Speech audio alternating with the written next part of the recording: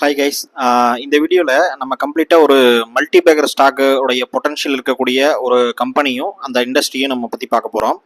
So first வந்து பார்த்தீங்க அப்படின்னா ஒரு மல்டி பேக்கர் உருவாகிறதுக்கு முக்கியமான காரணம் நிறைய காரணம் இருக்கலாம். ஆனால் வந்து ஒரு முக்கியமான காரணம் வந்து என்னென்னா அந்த இண்டஸ்ட்ரியுடைய க்ரோத். ஏன்னா ஒவ்வொரு இண்டஸ்ட்ரிக்கும் ஒவ்வொரு சைக்கிள் இருக்கும், சரிங்களா? ஒரு ஒரு இண்டஸ்ட்ரி அப்படின்னு எடுத்துக்கிட்டிங்கனாலே அந்த இண்டஸ்ட்ரிக்கு ஒரு சைக்கிள் இருக்கும். எக்ஸாம்பிளுக்கு மெட்டல் எடுத்துக்கிட்டிங்கன்னா மெட்டல் சைக்கிள்னு ஒன்று இருக்கும், ரியல் எஸ்டேட் எடுத்திங்கன்னா ரியல் எஸ்டேட் சைக்கிள்னு ஒன்று இருக்கும். இது எப்பவுமே வந்து பார்த்தீங்கன்னா ஒவ்வொரு நாட்டிலையும் டோட்டலாக குளோபல் லெவலில் நீங்கள் பார்க்கும்போது ஒவ்வொரு நாட்டிலையும் ஒவ்வொரு டைமில் உருவாகும்.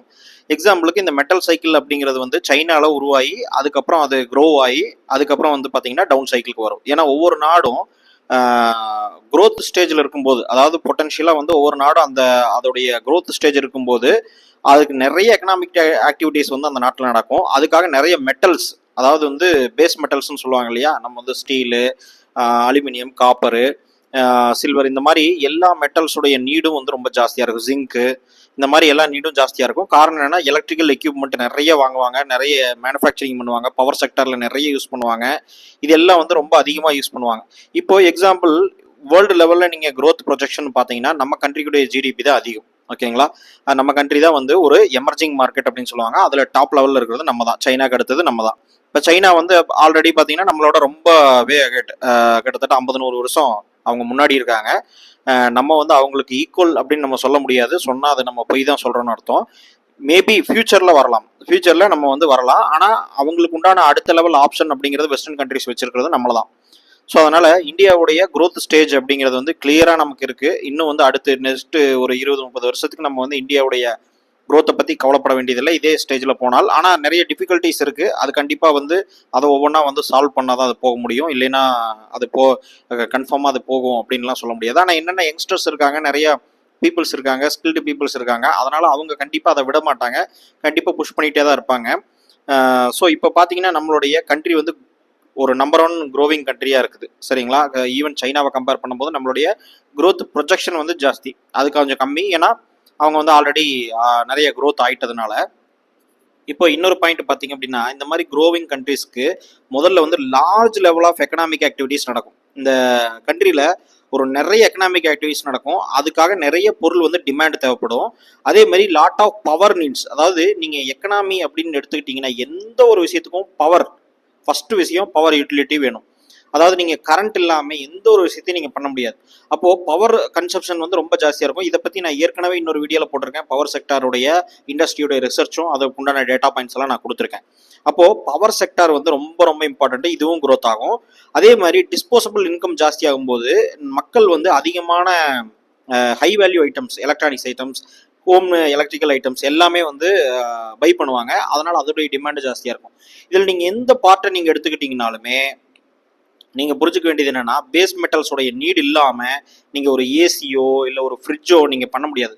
இந்த மெயினாக இந்த பேஸ் மெட்டல்ஸில் வந்து காப்பர், இந்த காப்பருங்கிறது வந்து ஈக்குவல் டு கோல்டு. அதாவது கோல்டு ஈக்குவலாக சொல்லப்போனால் கோல்டுங்கிறது வந்து விலையிலையும் ஹோல்டிங் பவர்லையும் ஜாஸ்தியாக இருக்கலாமே தவிர கோல்டுங்கிறது வந்து பார்த்தீங்கன்னா ஒரு யூஸ்லெஸ் மெட்டீரியல் தான். சொல்லப்போனால் அதோடைய யூஸ்லெஸ் மெட்டீரியல் இருக்கிறதுலே ஸ்டீலு, காப்பரு, அலுமினியம் இது யூஸ் பண்ணுற அளவுக்கு வந்து அதை யூஸ் பண்ண முடியாது. யூஸ்லெஸ் மெட்டீரியல்னா கோல்டு தான், ஏன்னா அதை சும்மா தான் வச்சுருப்போம். நீங்கள் வந்து இதை வந்து கோல்டை வந்து நான் இன்சல்ட் பண்ணுறதுக்காக சொல்ல, ஆனால் அதோடைய வேல்யூ வந்து வேறு மாதிரி இருக்குது, ஓகேங்களா? ஸோ அதனால் அதோடைய பர்செப்ஷன் வந்து டிஃப்ரெண்ட்டு. ஆனால் இந்த காப்பர் அப்படிங்கிறோட நீடு வந்து ஒரு கண்ட்ரிக்கு ரொம்ப ரொம்ப முக்கியம். க்ரோத் ஸ்டேஜில் ஏகப்பட்ட காப்பர் டிமாண்ட் இருக்கும். நீங்கள் வந்து காப்பர் எந்தெந்த இடத்துல இருக்குன்னு சொல்லி ஜஸ்ட் ரிசர்ச் பண்ணிங்கன்னா தெரியும். எல்லா எலக்ட்ரிக்கல் மெட்டீரியல்ஸும் காப்பர் இருக்கும். அதே மாதிரி எல்லா ஏசி, ஃப்ரிட்ஜு எல்லாத்துலேயும் காப்பர் இருக்கும். பவர் செக்டருக்கு இம்பார்ட்டண்ட்டான மெட்டீரியல் காப்பரு. ஸோ எல்லா இடத்துலையும் காப்பர் இல்லாமல் மோட்டார்ஸ்க்கு இம்பார்ட்டண்ட்டான மெட்டீரியல் காப்பரு. எல்லாமே ஒரு பேசிக் எக்கனாமிக் ஆக்டிவிட்டிஸ் நடக்கணும் அப்படின்னா, ஒரு கண்ட்ரி க்ரோ ஆகணும் அப்படின்னா, அங்கே இருக்கிற மேனுஃபேக்சரிங் இண்டஸ்ட்ரீஸ் எல்லாம் க்ரோ ஆகணும் அப்படின்னா காப்பர் இல்லாமல் நீங்கள் கையே வைக்க முடியாது. அந்தளவுக்கு காப்பருடைய டிமாண்ட் வந்து இருக்குது. எப்பவுமே அந்த நாடு க்ரோ ஆகும்போது காப்பருடைய சைக்கிள்லாம் பார்த்தீங்கன்னா பிச்சுட்டு போகும். காப்பருடைய டிமாண்ட் வந்து பயங்கரமாக இன்க்ரீஸ் ஆகும். இப்போ நம்ம அந்த சைக்கிளில் தான் இருக்கிறோம். ஸோ அதை பற்றின ரிசர்ச் தான் நான் சொல்ல போகிறேன் உங்களுக்கு. இப்போ காப்பர் அப்படிங்கிறது வந்து பார்த்தீங்கன்னா எந்த அளவுக்கு இம்பார்ட்டன்ட் நம்மளது டிமாண்ட் இருக்குன்னா, காப்பர் கேத்தோடு அதோடைய டிமாண்ட் வந்து கிட்டத்தட்ட 81% இன்க்ரீஸ் ஆயிருக்கு. அதாவது போன வருஷம் வந்து 100 ரூபாய்க்கு வாங்குறாங்கன்னா இப்போ 180 ரூபாய்க்கு வாங்குறாங்க, சரிங்களா? அதாவது 100 டன் போன வருஷம் ஆர்டர் பண்ணாங்க அப்படின்னா இந்த வருஷம் 180 டன் ஆர்டர் பண்றாங்க. அந்த அளவுக்கு டிமாண்ட் இருக்கு. அதுக்காக 100 டன் நினைச்சுக்காங்க, இது 56,000 டன் 70,000 டன் 80,000 டன் போகும். நான் வந்து ஜஸ்ட் புரியறதுக்காக எக்ஸாம்பிள் சொல்றேன். அந்த அளவுக்கு காப்பருடைய டிமாண்ட் வந்து இன்க்ரீஸ் ஆயிருக்கு. டபுள் டிஜிட் growth ஃபோர்காஸ்ட் இருக்கு. எல்லா இன்ஸ்டிடியூஷன்ஸையும் எல்லா ரிசர்ச் அகாடமிஸ்லையும் டபுள் டிஜிட் growth வந்து இந்தியாவில் காப்பருடைய டிமாண்ட் வந்து இருக்கும் அப்படிங்கிறது வந்து ஃபோர்காஸ்டிங் எல்லா ரிப்போர்ட் ரிசர்ச் ரிப்போர்ட் சொல்லுது. அதே மாதிரி கிளீன் எனர்ஜி அப்படிங்கிறது ரினியூவபிள் எனர்ஜின்னு சொல்லுவோம். அதாவது வந்து ஃபியூயல்ஸ் இல்லாமல் வேற எந்த ஒரு வகையான இது இல்லாமல் கிளீன் எனர்ஜி கொண்டு வரணும், சோலார் கொண்டு வரணும், ஒரு விண்டு கொண்டு வரணும் அப்படின்னு சொல்லி கிளீன் எனர்ஜி செக்டர் எல்லாமே எடுத்துக்கிட்டீங்க அப்படின்னா கவர்மெண்ட் வந்து இனிஷியேட்டிவ் ஜாஸ்தியாக கொடுக்குறாங்க. அந்த செக்டர் எல்லாத்துக்குமே வந்து பார்த்தீங்கன்னா காப்பர் வந்து ஹை டிமாண்ட் தேவை. காப்பர் இல்லாமல் எதுவுமே பண்ண முடியாது. நம்மக்கிட்ட அந்த டிமாண்டை மேட்ச் பண்ணுற அளவுக்கு கூட இப்போ வந்து கெப்பாசிட்டி இல்லைங்கிறது தான் அந்த அளவுக்கு டிமாண்ட் அதிகமாக இருக்குன்னு நான் சொல்கிறேன். ஏன்னா அந்த அளவுக்கு வெளியிலிருந்து இம்போர்ட்டும் பண்ண வேண்டிய தேவை அதிகமாக இருக்குது. ஈவன் வேதாந்தா கூட காப்பர் கம்பெனி தான், சரிங்களா? வேதாந்தா க்ளோஸ் பண்ணாங்கல்ல, நம்ம தமிழ்நாட்டில் வந்து போராட்டம் நடத்தி க்ளோஸ் பண்ணது வந்து பார்த்தீங்கன்னா அது வந்து ஆக்சுவலாக காப்பர் மேனுஃபேக்சரிங் தான். காப்பருடைய டிமாண்டு விளையாடுறதுக்கு இதுவும் கூட ஒரு டைப் ஆஃப் காரணமாக இருக்கும். அது பொலிட்டிக்கல், அது வந்து நம்ம அதை பற்றி பேச வேண்டியதில்லை. ஸோ காப்பர் அப்படிங்கிறது வந்து அந்த அளவுக்கு நீட் இருக்குது அப்படிங்கிறத நான் சொல்கிறேன். பவர் செக்டாருடைய growth பார்த்தீங்க அப்படின்னா கண்டிப்பாக காப்பர் இல்லாமல் எதுவுமே பண்ண முடியாது. இன்னும் நிறைய ரிசர்ச் பாயிண்ட் நான் எடுத்திருக்கேன். அது எல்லாத்தையுமே நான் எழுதி சொன்னேன் அப்படின்னு கேட்டிங்கன்னா அது திருப்பி ஒரே விஷயத்த சொல்கிற மாதிரி இருக்குங்கிறதுனால தான் நான் அந்த விஷயங்களை வந்து நான் சுருக்கமாக இந்த அளவுக்கு கொடுத்துருக்கேன். இப்போது நம்ம பார்க்கக்கூடிய கம்பெனி வந்து இந்த காப்பர் அப்படிங்கிற இந்த இண்டஸ்ட்ரியுடைய growth ப்ரொஜெக்ஷன் இந்த ஹிந்துஸ்தான் காப்பர் அப்படிங்கிற இந்த கம்பெனியில் உட்காந்துருக்கு, ஓகேங்களா? இதான் வந்து ஒரு மார்க்கெட் லீடர். இவங்களுடைய க்ரோ வந்து ரொம்ப ஸ்ட்ராங்காக இருக்கும். ஏன்னா இவங்க வந்து காப்பரில் ஒரு மார்க்கெட் லீடர். அதனால வந்து இந்துஸ்தான் காப்பருடைய கம்பெனியுடைய 1 month சார்ட்டை பார்த்தீங்க அப்படின்னா கிளியராக தெரியும். கிட்டத்தட்ட 2018 அந்த இடத்துல வந்து பார்த்தீங்கன்னா காப்பருடைய வால்யூம், அதாவது இந்துஸ்தான் காப்பருடைய கம்பெனியுடைய பையிங் வால்யூம் பார்த்தீங்கன்னா 2018. அதுக்கப்புறம் பார்த்தீங்கன்னா இன்னைக்கு இந்த 2024 இருக்கு பார்த்தீங்களா, இந்த 2024 இந்த ஸ்டேஜ் தான் பார்த்தீங்கன்னா கிட்டத்தட்ட ஆவரேஜுக்கு எபோ வால்யூம். அதாவது கிட்டத்தட்ட நீங்கள் 10 வருஷம் ஆவரேஜ் எடுத்தீங்கனாலும் எபோ வால்யூம் இங்கே தான் இருக்குது. இந்த இடத்துல இருந்தால் மார்க்கெட் வந்து ஃபயர் ஆயிருக்கு, சரிங்களா? இந்த ப்ரீவியஸ் ஹையை உடச்சிருக்கு. இந்த இடத்துல ஆன ஃபயர் தான் இந்த இடத்துல வந்து வால்யூம் இன்க்ரீஸ் ஆயிருக்கு இல்லையா, இதில் ஆன ஃபயர் தான் இங்கே வந்து உடச்சிருக்கு. இது மந்த்லி சார்ட் நான் சொல்கிறது. ஸோ பயங்கரமாக இன்க்ரீஸ் ஆயிருக்கு. நீங்கள் பார்த்தீங்கன்னா தெரியும், கிட்டத்தட்ட 100 ரூபா ஸ்டேஜில் இருந்த காப்பர் கிட்டத்தட்ட 400 ரூபா வரைக்கும் போயிருக்கு. கிட்டத்தட்ட 400% வந்து 2023 to 2025 இந்த டைமில் வந்து இந்த அளவுக்கு போயிருக்கு, சரிங்களா? 400% போயிருக்கு. நீங்கள் பார்த்தீங்கன்னா தெரியும், இந்த கோடு வந்து 2024, இந்த கோடு வந்து 2025. இந்த வித்தின் இந்த டைம் டு இந்த டைமில் பாருங்கள் எவ்வளோ தூரம் மேலே போயிருக்கு அப்படின்னு. ஸோ இது வந்து காப்பருடைய ப்ரொஜெக்ஷனை காட்டுது. காப்பருடைய டிமாண்டை வந்து கண்டிப்பாக இன்க்ரீஸ் ஆகிருக்குது. ப்ளஸ் வந்து இன்க்ரீஸ் ஆக இந்த கம்பெனியுடைய ப்ராஃபிட்டும் ரெவன்யூவும் கேஷ் ஃப்ளோவும் ஜாஸ்தியாகும். இதோடைய அசட் வேல்யூவும் ரொம்ப ஜாஸ்தியாகும். அதனால தான் இந்த ப்ரொஜெக்ஷன் வேல்யூஷன் போட்டிருக்கோம். நீங்கள் வேல்யூஷனை ப்ராப்பராக கற்றுக்கணும். ஃபண்டமெண்டல் அனலைசஸ் இந்த மாதிரி நீங்களே ஓனாக நிறைய இண்டஸ்ட்ரீஸ் ரிசர்ச் பண்ணி நீங்களே கம்பெனிஸை வந்து ஃபண்டமெண்டல் அனலைசஸ் பண்ணி அதோடைய வேல்யூஷன் எந்த ப்ரைஸ்லேருந்து எந்த ப்ரைஸ் வரைக்கும் போகும், டார்கெட்டு வாங்கலாமா வேண்டாமா, அண்டர் வேல்யூடு ஓவர் வேல்யூடு எல்லாத்தையுமே நீங்கள் கற்றுக்கணுன்னா investors.tamil.comங்கிற நம்மளுடைய எஜுகேஷனல் பிளாட்ஃபார்ம் இருக்குது. அதை செக் பண்ணி பாருங்கள். இந்த வீடியோ டிஸ்கிரிப்ஷனில் லிங்க் கொடுத்துருக்கேன். இன்வெஸ்டர்ஸ் தமிழ் அப்படிங்கிறது நம்மளுடைய கம்ப்ளீட் எஜுகேஷனல் பிளாட்ஃபார்ம். அதில் இருக்கிற எல்லா கோர்ஸும் நீங்கள் பார்க்குற மாதிரி இருக்கும். எல்லா கோர்ஸுமே நீங்கள் சப்ஸ்கிரிப்ஷன் பேசிஸில் நீங்கள் எல்லாமே பார்த்துக்கலாம். அந்த மாதிரி நான் கொடுத்துருக்கேன். இந்த டிஸ்கிரிப்ஷன்லேயே லிங்க் கொடுத்துருக்கேன், அதை நீங்கள் செக் பண்ணி பாருங்கள். இப்போ வந்து நம்ம டே வைஸ் சார்ட் பார்ப்போம். டே வைஸ் சார்ட்டில் கிளியராக ஒரு ப்ரொஜெக்ஷன் தெரியுது. இப்போ நம்ம பார்த்தது ப்ரீவியஸாக பார்த்தது மந்த்லி சார்ட்டு. இப்போ வந்து நம்ம அதே கம்பெனி டே வைஸ் சார்ட் பார்க்குறோம். டே வைஸில் பார்த்தீங்கன்னா கிளியராக வந்து ஏப்ரலுக்கு அந்த ஏப்ரல் டு மே மாதம் நடுவில் நல்ல வந்து டிமாண்ட் வந்து அதாவது வால்யூம் வந்து பயங்கரமாக இன்க்ரீஸ் ஆகிருக்கு. இப்போ பார்த்தீங்க அப்படின்னா நம்ம பார்த்தோம் மந்த்லி இந்த அளவுக்கு மூவ் ஆகும்போது ரீட்ரேஸ்மெண்ட் கண்டிப்பாக வரும். அதனால ரீட்ரேஸ்மெண்ட் வந்திருக்குது. சாரி ஒரே நிமிஷம். இப்போ பாருங்கள், மார்க்கெட் வந்து பிரேக் அவுட் ஆனதுக்கப்புறம் மார்க்கெட் இந்த அளவுக்கு மூவ் ஆகிட்டு அதுக்கப்புறம் ஒரு ரீட்ரேஸ்மெண்ட் வந்து தான் மூவ் ஆகும். எப்பவுமே நான் சொல்லியிருக்கேன், மார்க்கெட்டுங்கிறது வந்து ஸ்ட்ரெயிட் லைனில் மூவ் ஆகாது. ஒரு retracement pull back, retracement pull back, இப்படி தான் பிரேக் அவுட் இப்படி தான் நடக்கும். ரீட்ரேஸ்மெண்ட் இந்த ஸ்டேஜ்லேருந்து, அதாவது இந்த ஸ்டேஜ்லேருந்து இந்த ஸ்டேஜுக்கு திருப்பி வருது இல்லையா, இது வந்து ரீட்ரேஸ்மெண்ட். இந்த ஸ்டேஜ் வந்து ரீட்ரேஸ்மெண்ட், இது வந்து பிரேக் அவுட், எகெயின் வந்து இது வந்து புல் பேக்.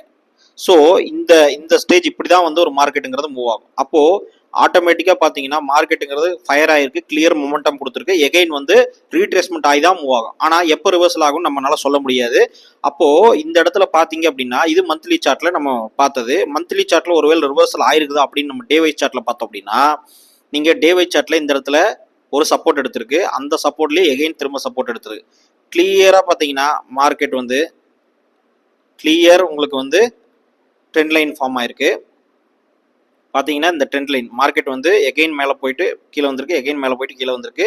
ஸோ கிளியராக வந்து பார்த்தீங்கன்னா இந்த இடத்துல இருந்து ஃபார்ம் ஆயிருக்கு. இந்த கிளியர் ட்ரெண்ட் லைன் இருக்கு இல்லையா, இந்த கிளியர் ட்ரெண்ட் லைன்ல இப்போ மார்க்கெட் பிரேக் அவுட் ஆயிருக்கு. நான் ஏன் இந்த வீடியோ போடுறேன்னா, இந்த பிரேக் அவுட் ஆனதுக்கப்புறம் தான் இந்த வீடியோ போடணும், அப்போ தான் கரெக்டாக இருக்கும் அப்படிங்கிறதுனால நான் பிரேக் அவுட் ஆனதுக்கப்புறம் தான் நான் இந்த வீடியோ போடுறேன். அதுக்கு முன்னாடியே நான் வந்து இது மேலே போகும்னு நமக்கு தெரியும்.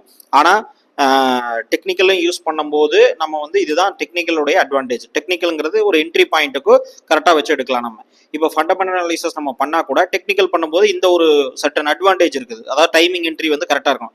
இப்போ நம்ம ராதிகா ஜுவல்லர்ஸ் அப்படின்னு சொல்லி ஒரு கம்பெனியை நம்ம டெலிகிராம் சேனலில் வந்து நம்ம ஏற்கனவே போட்டிருந்தோம். அந்த கம்பெனி வந்து வாட்ச் பண்ணுங்க அப்படின்னு சொல்லி. அந்த கம்பெனி பார்த்தீங்கன்னா 73 ரூபா அந்த ரேஞ்சில் இருக்கும்போது நான் வந்து பிரேக் அவுட் நடந்தது. அந்த பிரேக் அவுட்டுக்கு அப்புறம் தான் நான் சொல்லியிருந்தேன். இப்போ வந்து கிட்டத்தட்ட 100 ரூபா சம்திங் இருக்குன்னு நினைக்கிறேன். ஃபண்டமெண்டல் அனலைசிஸ் பண்ணி தான் அந்த கம்பெனியை நம்ம வந்து அனலைஸ் பண்ணியிருந்தோம். ஆனால் என்னன்னு கேட்டிங்கன்னா, அந்த டெக்னிக்கல் பிரேக் அவுட்டுக்காக நம்ம வெயிட் பண்ணியிருந்தோம். அதே same type of technical break out தான் இங்கேயும் வந்து ஹேப்பன் ஆயிருக்கு. ஸோ மார்க்கெட் வந்து ஒகைன் பிரேக் அவுட் ஆகிட்டு திருப்பி ரீட்ரேஸ்மெண்ட் வந்துட்டு திருப்பி பிரேக் அவுட் ஆயிருக்கு அந்த ப்ரீவியஸ் ஹையை. ஸோ இது வந்து கிளியராக வந்து பார்த்தீங்கன்னா உங்களுக்கு நல்லா பாருங்கள், இந்த இடத்துல தெரியும் பாருங்கள். ஸோ இது வந்து ட்ரெண்ட் லைனை மார்க்கெட் பிரேக் அவுட் ஆகிட்டு எகைன் ட்ரெண்ட் லைனை டெஸ்ட் பண்ணிட்டு திரும்பவும் வந்து இந்த ப்ரீவியஸ் ட்ரெண்ட் லைனுடைய அந்த ஹையை பிரேக் அவுட் பண்ணியிருக்கு. ஸோ இது வந்து கிளியர் சைன் ஆஃப் ரிவர்சல்னு சொல்லலாம். மார்க்கெட் வந்து ஒரு ஃபால் ஆகிட்டே இருந்ததுக்கு ஒரு கிளியராக இந்த இடத்துல ரிவர்சல் எடுத்திருக்கு அப்படிங்கிறத நம்ம சொல்கிறோம். ப்ளஸ் வந்து பார்த்தீங்கன்னா அந்த பிரேக் அவுட்லேயும் வால்யூம் இன்க்ரீஸ் ஆயிருக்கு. வால்யூம் வந்து ப்ரீவியஸை விட இன்க்ரீஸ் ஆகி தான் பிரேக் அவுட் ஆயிருக்கு. ஆனால் இது வந்து டே வைஸ் சார்ட் தானே தவிர நம்ம வந்து மந்த்லி சார்ட்லேயே நம்ம பார்த்துட்டோம் கிளியராக வந்து வால்யூம் வந்து எந்த அளவுக்கு இன்க்ரீஸ் ஆயிருக்கு. ஏன்னா பெரிய இன்ஸ்டியூஷன் அக்யூமுலேட் பண்ணும்போது மந்த்லி, அதாவது டெய்லியுமே ஒரே நாள்லேயே வாங்க மாட்டாங்க, தொடர்ந்து வந்து அக்யூமுலேட் பண்ணிக்கிட்டே இருப்பாங்க. கீழே வர இப்போ பார்த்தீங்கன்னா இந்த இடத்துலலாம் அக்யூமுலேட் பண்ணியிருப்பாங்க. ஸோ இந்த இடம்லாம் அக்யூமுலேட் பண்ணியிருப்பாங்க. இதெல்லாம் அக்யூமுலேஷன் ப்ராசஸ் தான். ஸோ நீங்கள் இந்துஸ்தான் காப்பரை வந்து வாட்ச் பண்ணலாம். இது ரெக்கமெண்டேஷன் கிடையாது, எஜுகேஷனல் பர்பஸ்க்காக நான் போடுற வீடியோ. நீங்கள் வந்து முழுசாக டெக்னிக்கல் அண்ட் ஃபண்டமெண்டல்லாம் கற்றுக்கணும் அப்படின்னு நினச்சிங்கன்னா தமிழ்லேயே வந்து நம்ம நிறையா கோர்சஸ் வந்து நம்ம கொடுத்துருக்கோம் நம்மளுடைய investors.tamil.com வெப்சைட்டில். நீங்கள் செக் பண்ணி பாருங்கள். மந்த்லி நீங்கள் வந்து 599க்கு எல்லா கோர்சஸும் நீங்கள் பார்த்துக்கலாம். அந்த மாதிரி தான் நம்ம கொடுத்துருக்கோம். ஏன்னா இது ஒரு எஜுகேஷனல் பிளாட்ஃபார்மாக எல்லாத்துக்கும் ரீச் ஆகணும், எல்லாருமே லேர்ன் பண்ணணும் அப்படிங்கிறதுக்காக நம்ம கொடுத்துருக்கோம். அதில் மல்டிபிள் பிளான்ஸ் இருக்குது. அதாவது உங்களுக்கு டைமிங் அதிகமாக வேணும், எல்லா கோர்சஸையும் நீங்கள் பார்க்குற மாதிரி இருக்கும். அதனால் எல்லா கோர்ஸையும் பார்க்குறதுக்கு எனக்கு அதிகமான டைம் வேணும் அப்படின்னு கேட்டிங்கன்னா நீங்கள் மல்டிபிள் பிளான்ஸ் இருக்குது, நீங்கள் சூஸ் பண்ணிக்கலாம். ஸோ வீடியோவுடைய டிஸ்கிரிப்ஷனில் லிங்க் கொடுத்துருக்கேன், செக் பண்ணி பாருங்கள். இந்த இந்துஸ்தான் காப்பரையும் உங்களுடைய வாட்ச் லிஸ்ட்டில் ஆட் பண்ணிக்கங்க. இதை பற்றின ஃபண்டமெண்டல் அனலைசிஸும் நீங்கள் பண்ணி பாருங்கள்.